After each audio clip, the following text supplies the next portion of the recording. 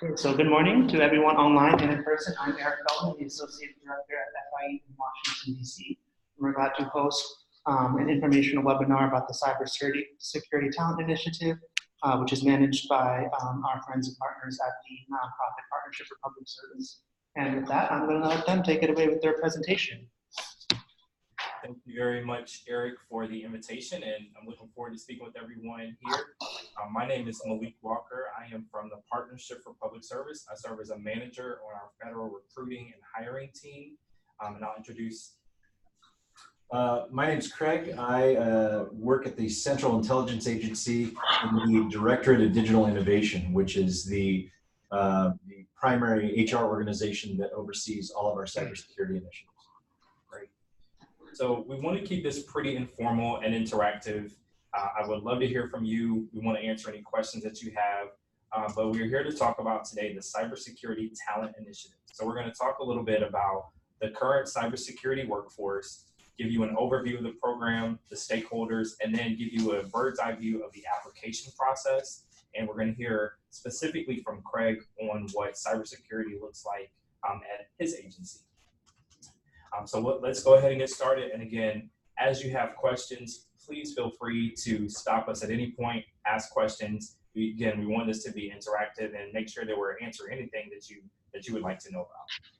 So essentially, what we're looking to do is, for the cybersecurity workforce currently, we know of at least 313,000 vacancies in cybersecurity talent across the public and private sectors. You can imagine that a cost of a data breach could rise to be up to $2.1 trillion by next year. So part of what we are doing is we are hoping to bring more cybersecurity experts into both the public and private sectors. We know we need the help there, and there's a good amount of interest and specifically need there for it. So the Cybersecurity Talent Initiative, it's a cross-sector program where entry-level cybersecurity talent, so those that are graduating with a degree in cybersecurity interests, will be able to join the federal government for at least 2 years and then go into the private sector. I'm going to take a quick pause for a moment because we are experiencing technical difficulties. Are you still able to hear us on your side, Eric? Yes. Okay. We are not seeing the slides right now, so if you are able to see them, then we can continue to advance the slides, but know that we can't see the slides or see you right now. Okay. Well, we still see it. It's on the overview slide. Great. Okay. So on the agenda slide, we're on the overview slide. So again, the Cybersecurity Talent Initiative is a program where entry-level talent will come in for at least 2 years to serve the federal government. The idea is to gain a good amount of experience serving in the public sector.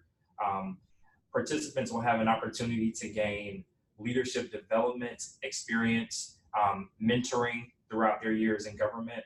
At the end of 2 years, participants will have an opportunity to go work in the private sector. So we have 3 participating companies that we'll talk about in just a moment. And they'll have an opportunity to start out working with one of the 12 federal agencies, then go into the private sector working with one of those 3 companies. If they go to one of those companies, they will have up to $75,000 in student loan assistance.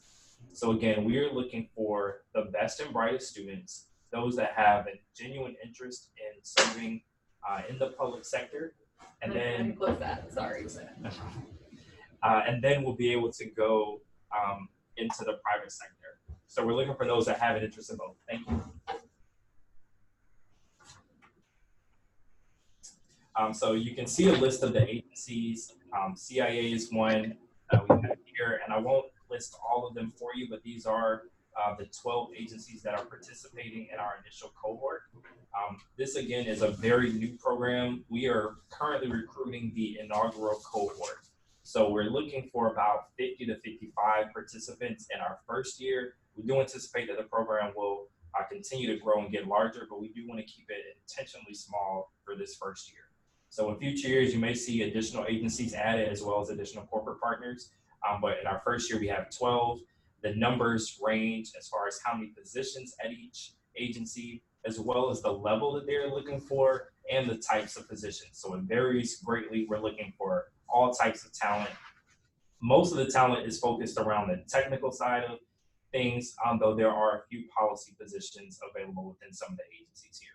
Excuse me, I have a question. So if you were to be admitted to the program, would you be admitted to the program in general and then have to apply to one of them specifically, or would you be admitted to the program to this particular agency?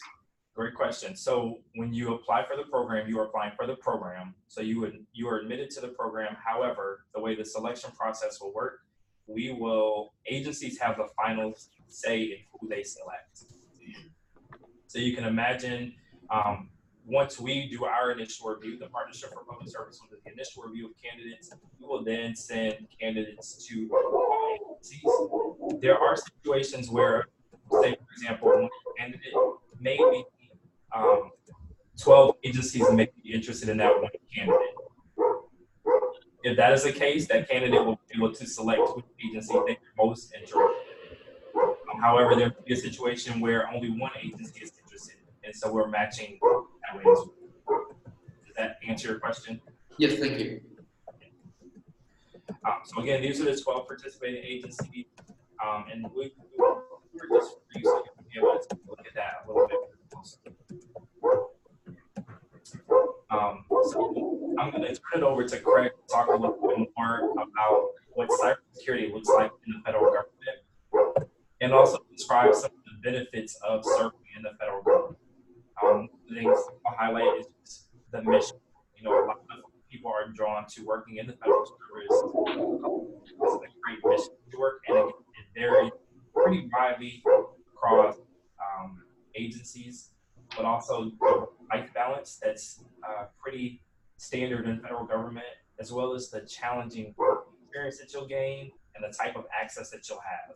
The type of data and information that you are exposed to in some of these federal agencies is pretty unparalleled. You won't be able to get that experience anywhere else.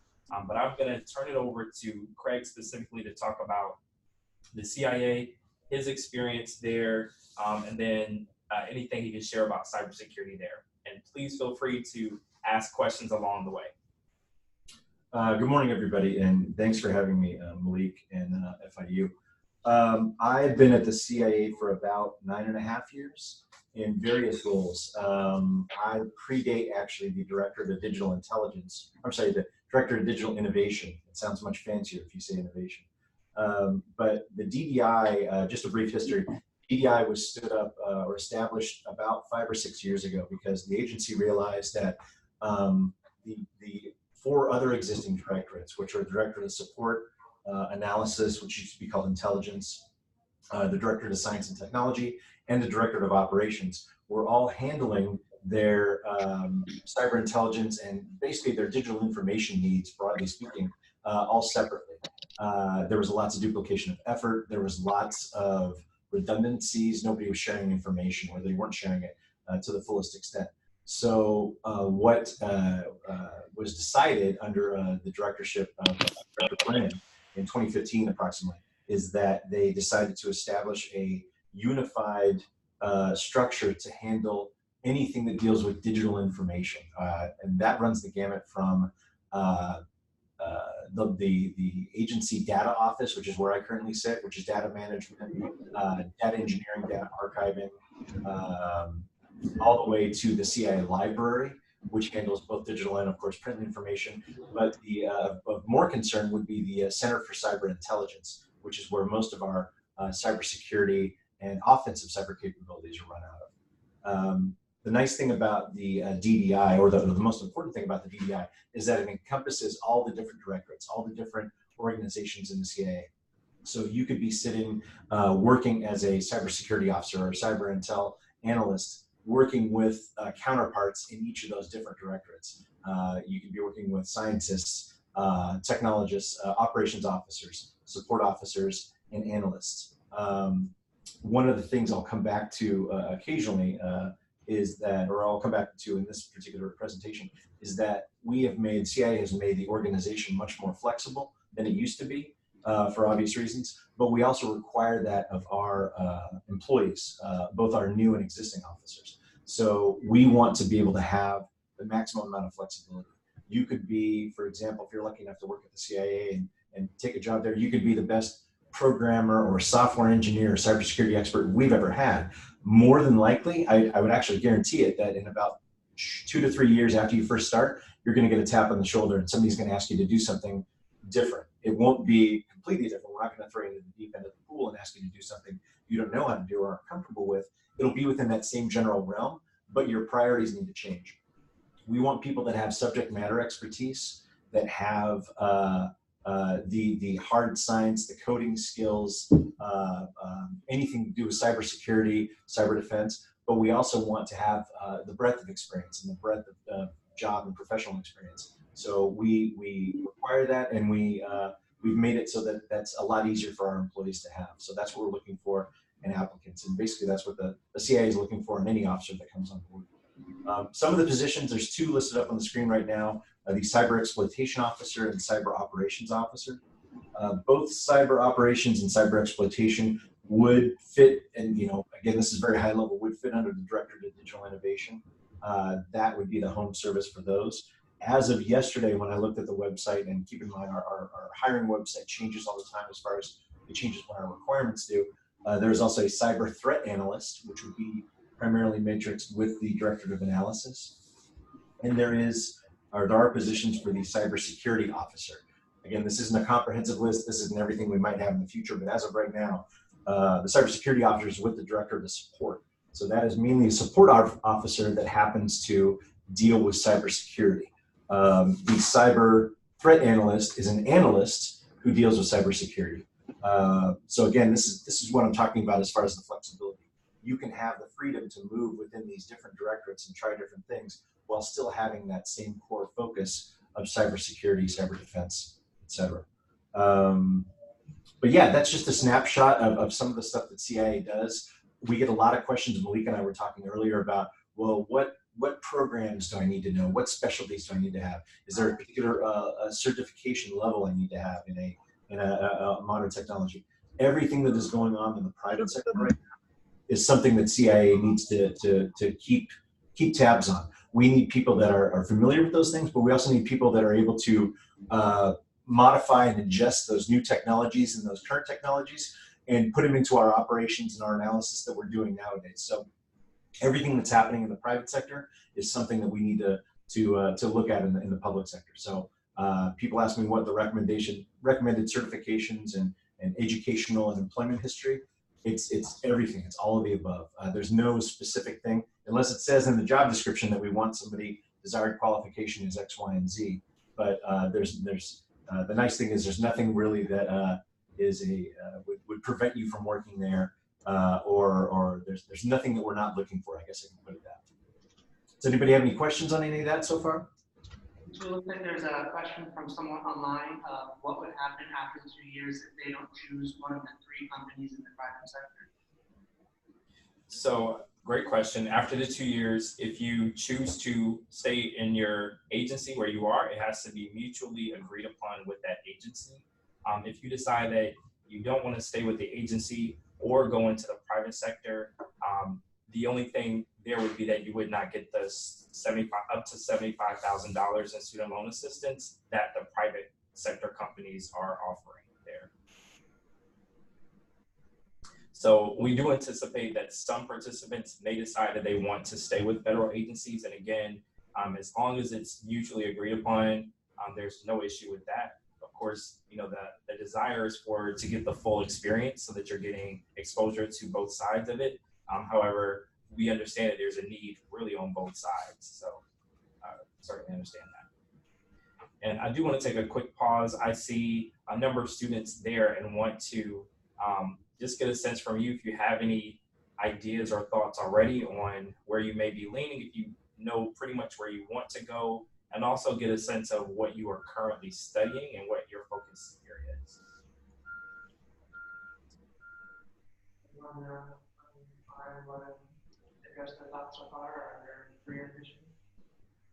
So my name is Aaron Taransky. I'm currently pursuing a master's in cybersecurity. It is actually my 3rd degree. I have a bachelor in international finance and marketing and an MBA, and this will be my 3rd degree.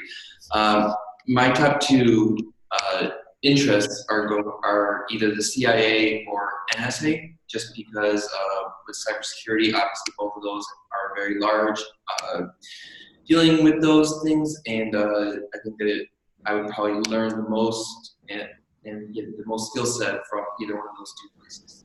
Sure. My name is Kaylee Rasmussen. I'm an information technology major in my senior year, and I would be interested in the CIA.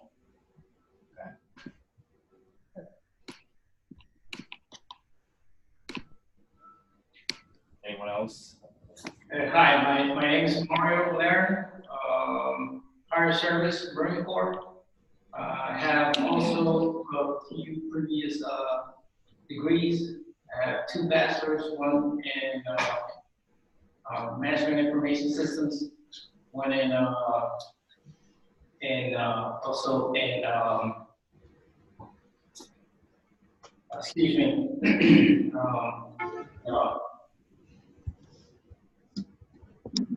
Jesus, I just lost my train of thought. I apologize. Anyway, I also have a master's in information systems, and this is my 3rd bachelor's, and I'm pursuing computer science. I'm also interested also in the NSA and the CIA, just because, like the gentleman said previously, you're high in the cybersecurity field, and I think that I can also learn a lot from getting some hands-on experience with any type of program they have. Hello, I'm a freshman at FIU. This is my 2nd semester here, and I have an interest in cybersecurity. So right now, I'm thinking about doing computer engineering or IT. I haven't made a choice yet. Okay. I'd like to be an FBI. Great. Good morning, my name is Noah Pinero. I'm currently a freshman here. I'm so far pursuing a degree in information technology, and after my 4 years here, I'd like to do the additional 2 to get a master's in cybersecurity. As far as my future goals, I'm not exactly sure what agency I'd like to work at. Right now, I'm learning Cisco's Security Plus, and I just started with Python coding as well. Very good.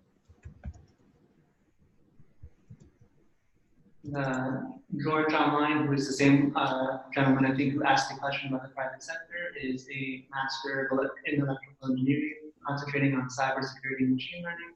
Christopher online is in our Master of Global Affairs program, globalization and security. Awesome group. So again, thank you for sharing a little bit. Just wanted to get a sense of who we have in the room, who's listening in, and just gauge your interest there. So we talked a little bit about the private sector, the corporate partners. So I'm going to tell you a little bit on who we have here. So again, in our inaugural year, we have 3 partners, and those are MasterCard, Microsoft, and Workday. So again, their role in the program, they are providing positions after 2 years in government. So they've already set aside positions for a number of positions for participants in this program. They are also supporting some of the professional development and mentoring components of the program in the first 2 years. So you can expect there will be some interaction there. A lot of the benefits of working in the private sector are you get to gain a lot of technical experience. You can imagine it's in many cases a faster paced environment, in some cases anyway. The work is certainly challenging, and there's a lot of area for development where you can grow professionally and contribute to that company's mission in a meaningful way. All 3 of these companies have a very strong need for cybersecurity. You can imagine what that might look like at a company like MasterCard and Microsoft. The work is going to be pretty different and pretty interesting to work with. So just giving you these are sample positions at MasterCard that you could imagine a participant in this program could potentially go into after their 2 years in government. So those are just examples. I will say that there are more than just these 2 positions, and again, they will range. A lot of it will depend on the type of work that a participant does in government as to where they go and what type of work that they want to do in the private sector. So these are just a few highlights of those positions at MasterCard specifically. So again, I mentioned to you, I am a manager of federal recruiting and hiring at the Partnership for Public Service. We serve as the operating partner. So essentially what that means is we designed the program from the concept. We serve as the liaison between all the federal agencies as well as the corporate partners. We are administering the program, so we're doing the recruitment of applicants for the program. We're also doing the initial vet of program participants, making sure that they have an interest in public service, but also doing cybersecurity work. We're also facilitating the process of selection within the agencies. And finally, we will be conducting the professional development and mentoring components of the program. And one thing I will add too is we also have, I mentioned the professional development, the leadership development training that we are doing, but there's also going to be technical training that will happen not only in the agency, but also within our professional development program as well. And part of the content, the curriculum for this program, it comes from input from both the private sector and the public sector participants. We have an executive advisory council that gives insight on these are the current trends that we're seeing, these are the needs, and so our program is based on what we're hearing from both of those sectors there. And the mentors will draw from both areas as well. Before you continue, I did have a question. So you mentioned that when you're talking about not Microsoft, MasterCard, that based off of the various position, you know, that you would be doing within this initiative, would kind of determine what you might end up doing with these companies. But especially like a organization like the CIA, you are restricted as far as what you can and cannot say. So how will we be able to share what we've been working on that would adequately parlay to one of these private companies? Do you have any insight on how that might work, Chris? I mean, it's similar to somebody who's a CIA officer who is trying to get a job at an outside company. You can tell enough about what you're doing. I mean, you don't want to, and sometimes you can't get into the specifics. You know, I can't tell you guys specifically about what I'm going to be doing when I go back to the office today. However, I can tell you that I work there, and this is, you know, the general things I worked on. You can have, depending on where you're applying to, for example, I have a classified resume and an unclassified resume. If I ever decide to get a job at an outside company, I've had my resume approved internally so that it has just enough detail to not go over that line where you're revealing potentially classified information. There's always ways to verify too with people that you're talking to when and if you get to that point with an outside company. Hey, you know, do you guys know about this? Or, you know, I worked on this general program. Keep the stuff that you see in the newspapers. That's usually the best rule of thumb. But yeah, you wouldn't necessarily be able to get into the in-depth discussions of programs and areas that you worked on, but you could say something like, I helped develop a offensive cyber weapon at the behest of the US government that was utilized in an operation against a foreign adversary. Something along those lines. Sounds impressive, it's completely fine, but it doesn't have enough detail to specify to an outside audience necessarily, or uncleared audience, what exactly. Does that help answer your question? Yeah, thank you. Great. So we're going to get into the application process. So I'm just going to quickly go over the eligibility requirements. So one of the requirements of the program is U.S. citizenship. That is in part because of the security clearance requirements for the participating agencies. Current enrollment at an accredited institution in a cybersecurity related program, that can be for bachelor's, master's, or advanced degree. For this cycle, we are looking for those that are graduating in the spring of 2020. Again, that's for our initial cohort. So those freshmen that are in the room, I just want to let you know, the application cycle obviously is not open to you yet, but certainly something that you want to keep in mind. This cycle will likely follow a very similar timeline where it will close in the fall. So be on the lookout for that around the time of your final year in your degree program. So one thing, you do have to complete your cyber-related degree prior to starting at a federal agency. In most cases, we are anticipating that those start dates will happen after the background and security clearances are completed, which will hopefully be in the fall of 2020. And in some cases, we know it may be a little bit longer, but again, it's after those clearances are complete. And we'll get into that a little bit also on the webinar. We're looking for those students that have superior academic achievement. So that means we're looking for those that have a strong GPA, involved on campus, taking good coursework, and also those that have outstanding student loans. One thing that I will say about the student loans, there is no maximum or minimum amount that you have to have. You do have to have a loan. There isn't a set amount that you are required to have. If you decide to go into the program and after 2 years you decide you want to go to one of the private sector partners, again, you will receive up to $75,000 in student loan assistance. So if your loan is higher than $75,000, they will pay up to $75,000. If you have a loan that's $100, they'll pay the loan for $100, obviously. But again, there's no minimum or maximum amount there. So as you begin the application process, and again, for this cycle, the application will close on October the 18th, so just in a few weeks here. You'll need to provide your general information, your contact information, an endorsement form. That endorsement form will come from either a professional or academic reference. So think of it as someone, maybe a professor or a former supervisor, someone that can really speak to your technical abilities as well as your motivation for being in the program. 2 references. One of those references can be the same person that's completing the endorsement form, but also you want someone else that may be that can speak to your character as well as your abilities to do this type of work. Did I hear a question? Okay, so we also have 3 brief essay questions.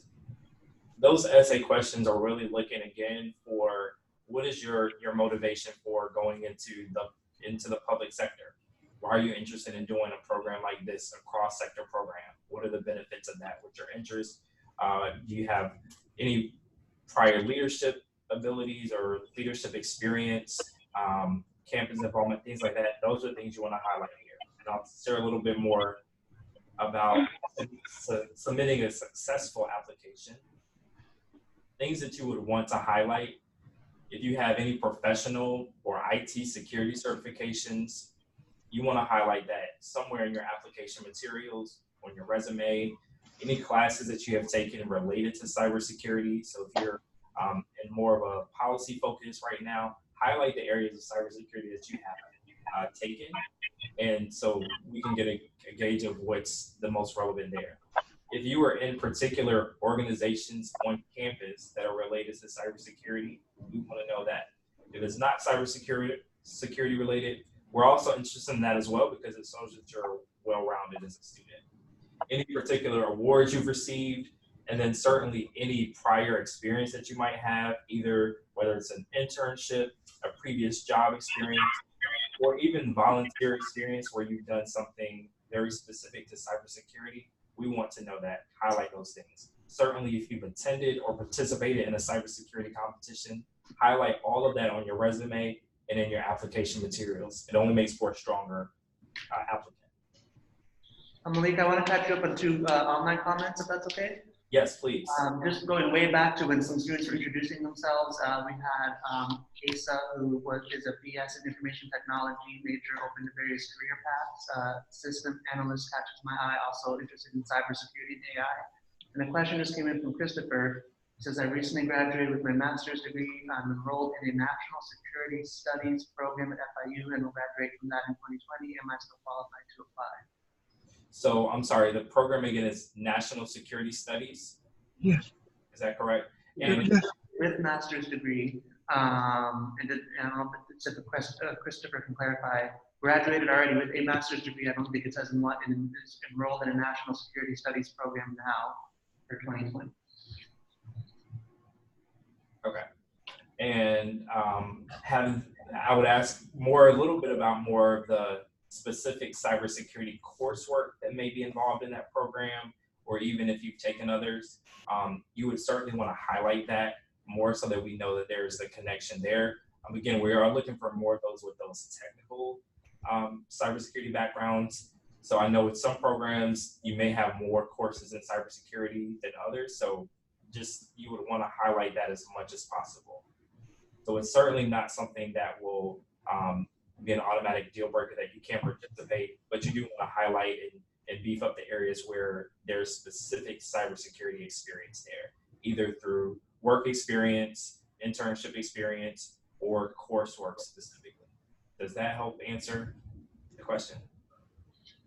I'll let you know if he sends anything else.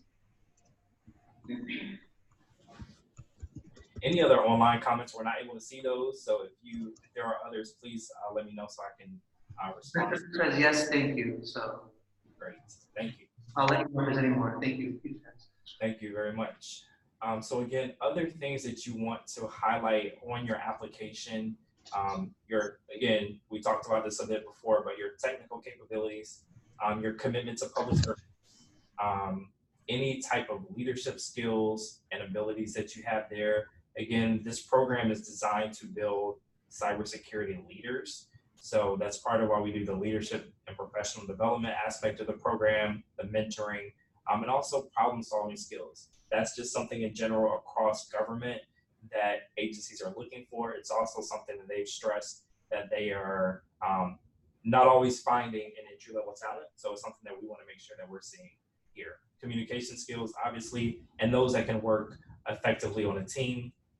So some of those soft skills that you will see applying to any position in government are still things that we're looking for in this program as well. Pausing for any questions.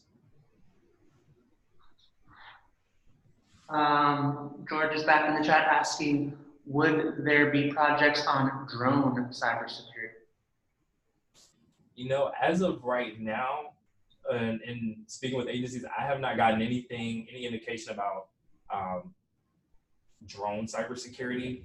Not to say that there may not be in the future, but what we've seen so far, that has not come up at all. Great question though, and I will also say this, we do have a number of agencies that are not able to fully describe the type of work that will happen for obvious sensitive reasons. So we're not able to talk about that, but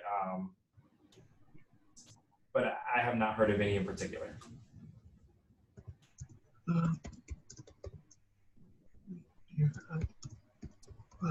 So I will give you a quick overview of the timeline to expect. So again, the applications will close October the 18th. In November, you can anticipate that we will be doing some interviews for candidates that are moving on. Agencies, again, will have the final say. I will say this, we have 12 participating agencies in the program. Some of those agencies will do somewhat of a different process. So while you won't have to apply separately to those agencies, some may have multiple interview phases, others may require additional information from you. So again, that will vary by the agency. You can imagine CIA may have a little bit of additional requirements there, but each agency, if they're interested, they will handle that process directly with those candidates. All agencies will let us know who they decide they want to hire by early 2020. And then the agency onboarding will begin for most agencies in the summer or fall of 2020. So again, what we're looking at is, in most cases, you'll know that you have an additional offer by January.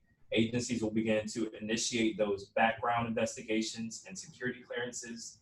The length of time that those take can vary depending on the candidate, depending on the position, and the clearance level. So there's a little bit of room there. In most cases, we're hearing about 6 months that it takes, but we also know that it can take up to a year or longer for certain positions as well. So we'll talk a little bit about that. I can imagine we usually get a lot of questions around the security clearance process. So I'm glad Craig is here and can talk about that. And I'm going to share a little bit of information with you on that. As I mentioned, in general, the process can take anywhere from 6 to 12 months or longer, depending on the type of clearance, the level of clearance, the position, and the agency. Just a few tips to keep in mind in general. Always be aware of your public profile. During the vetting process, agencies are looking at social media. They want to know your contacts. They also want to know the type of profile that you are displaying. Refrain from drug usage. We know that some states, certain substances are legal, but as across the board in federal government, it is still illegal. You also want to keep track of your references and your contacts. In most cases, you all will be filling out what's called the Standard Form 86, SF86. And on that form, you are required to list a lot of your previous places where you've lived. So addresses, keep those things in mind. Places where you've traveled, particularly international travel, and any foreign associations or contacts that you have in those places.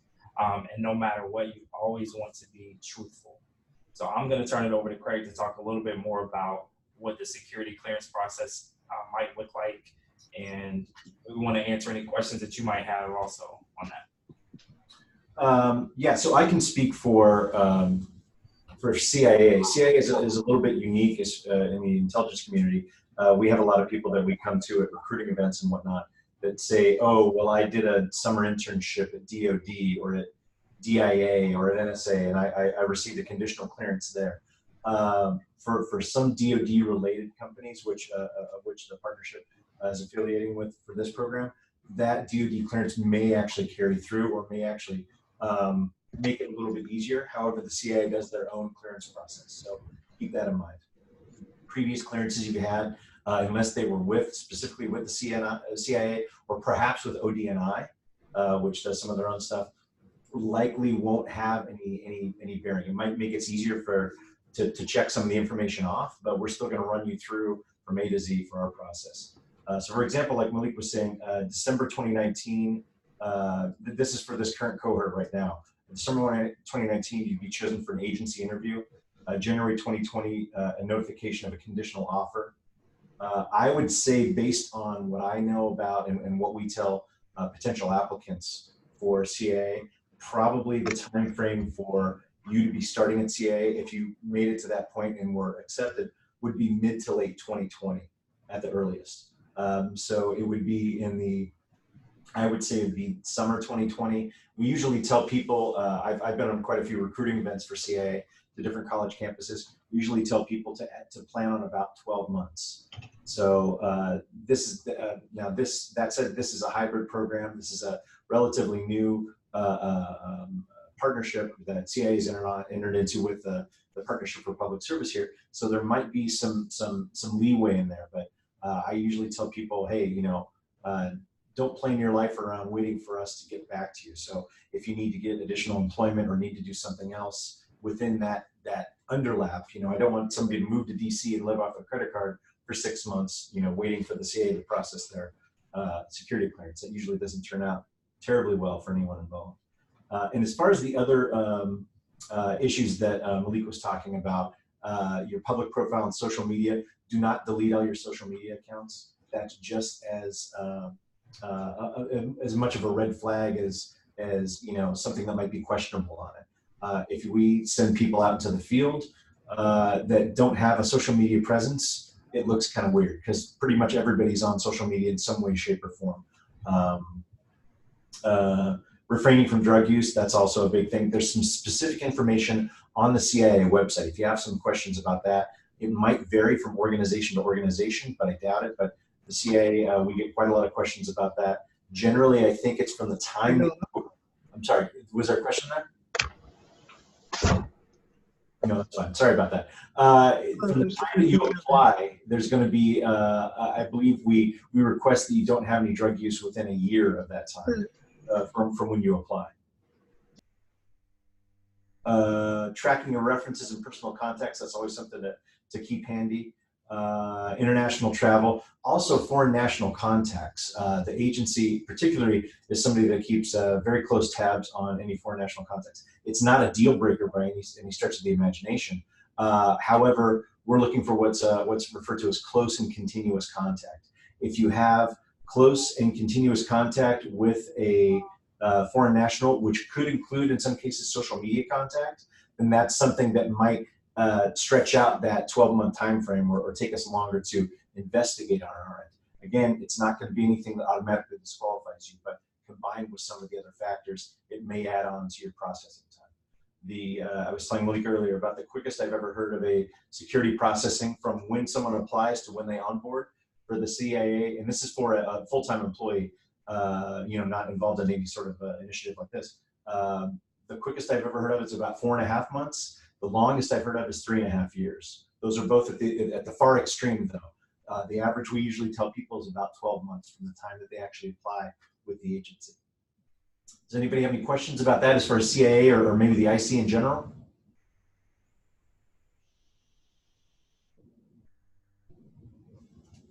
All right. We are pretty much at the end of our presentation, so I do want to ask if you have any questions at all, please let us know now, and certainly I'll also direct you to our website, which is cybertalentinitiative.org. Certainly take a look there. You can see sample positions from the agencies as well as the private companies that are participating in the program. You can see information there. That's also where you go to apply for the program. It will also just give you information that you may have frequently asked questions there. You can also contact us directly at info@cybertalentinitiative.org. If you have any questions, please feel free to ask. I'll also give my email address for you to contact me if you have any questions. My email address is mwalker@ourpublicservice.org. Again, my name is Malik Walker, so that's mwalker@ourpublicservice.org. Be glad to hear from any of you and answer any questions if you have it. Eric also has my information, so he can pass that along to you also. Eric, any questions that are coming in on the? Nope, I just shared your email typed out there as well, just in case that was useful. Any questions in the room? Yeah, we have a question in the back here. I have a question. For the previous slides, it was something about like for the resume was supplemental information. What exactly is that about? Could you repeat the question? I see you in the far back of the room, but I wasn't able to hear the question fully. She was asking about any specifics on what the supplemental information on the resume might entail. Oh, okay. So let me share a little bit about the resume in general. And when we talk about supplemental information, we are looking at what's on your resume there. This is a little bit different from what we typically use to apply for like a private sector job. This is more the federal resume, and if you don't know, in most cases, federal resumes can be longer and more detailed than what you typically provide to a private sector company when applying. So for that, you want to list out, again, you can include volunteer experience, you can include community experience there. All of those things you want to highlight. So everything that we mentioned that we want to highlight, you can do that on your resume. You don't have to stick to that one-page requirement that you often hear about. So you can go a little bit longer than that on these resumes. So just a tip there, and that's a general and across the board with, in most cases when applying for a federal position, you can go into a little bit more detail than what you do in the private sector. So that's an area that you want to do that. So supplemental information, anything that you would put on a resume, that's what we mean there.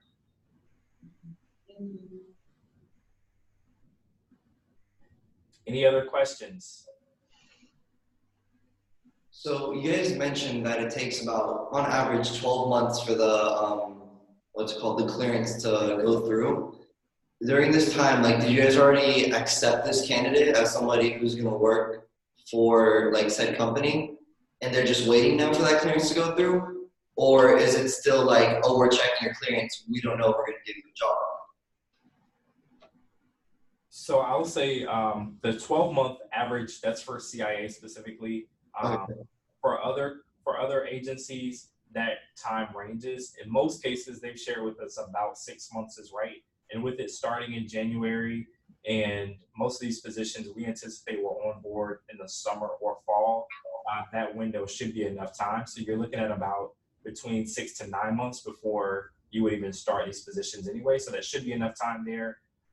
Some agencies are able to offer what they are calling a conditional clearance. So that means you can start working. You may not be able to do the same type of work that you would do on the secret side or top secret side that you're going towards. Other agencies will not allow you to enter the door without having your full clearance completed. I would imagine CIA falls in that category. I believe CIA is like that, yeah. We used to offer conditional clearances, but I don't believe we have.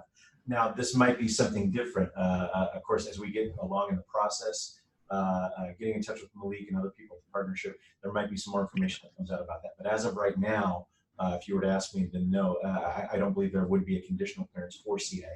Some of the other partners, partner agencies, that might be an option though. And we're working pretty closely with agencies to help the process go along as quickly as possible. But again, in some cases, you cannot expedite it anymore.